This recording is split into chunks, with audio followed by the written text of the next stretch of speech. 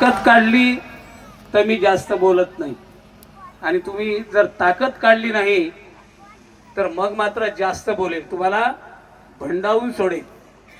मी म्हणेल त्याप्रमाणे घोषणा द्यायच्या. डॉक्टर बाबासाहेब आंबेडकर की. तुम्ही आवाज चोरून ठेवता आहात, पूर्ण काढा. डॉक्टर बाबासाहेब आंबेडकर की. आणखी आवाज काढला नाही. डॉक्टर बाबासाहेब आंबेडकर की.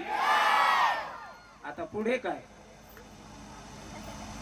आपलं एवढं झालं, आपल्याला वाटलं आता संपलं. आम्ही त्याच्या पुढचं सांगायला आलो तुम्हाला. आता हे खूप झालं ना, जे खूप झालं, आगे बडो खूप झालं, हे सगळं झालं. पण किती दिवस हेच करणार आहोत? आणि हेच नेमकं आनंदराज आंबेडकर साहेबांनी ओळखलं, हेच नेमकं ओळखलं.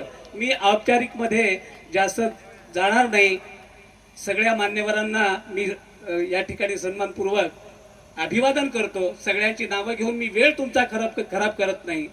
परंतु जो संदेश द्यायचा आहे, आनंदराज साहेबांचं म्हणणं काय आहे आणि बाबासाहेब आंबेडकरांच्या कुटुंबाचं म्हणणं काय आहे, हे जर तुम्ही डोक्यात घेऊन गेला नाहीत तर तुम्ही पुतळे उभाराल, जे जे कार कराल, जयंत्या कराल, तुमच्यानी काही होणार नाही, काहीच होणार नाही.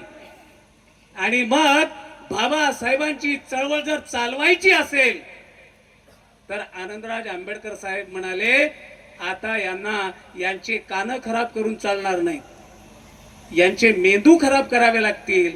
आणि यांना सांगावं लागेल, जर तुम्हाला खरंच जिवंत राहायचं असेल, बाबासाहेबांची चळवळ यशस्वी करायची असेल तर तुम्हाला करावं लागेल.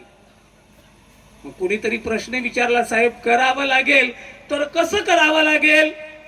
आणि मग आनंदराज आंबेडकर साहेबांनी सांगितलं, जर तुम्हाला चळवळ खऱ्या अर्थाने यशस्वी करायची असेल तर तुम्हाला प्रॅक्टिकल करावं लागेल, प्रॅक्टिकल.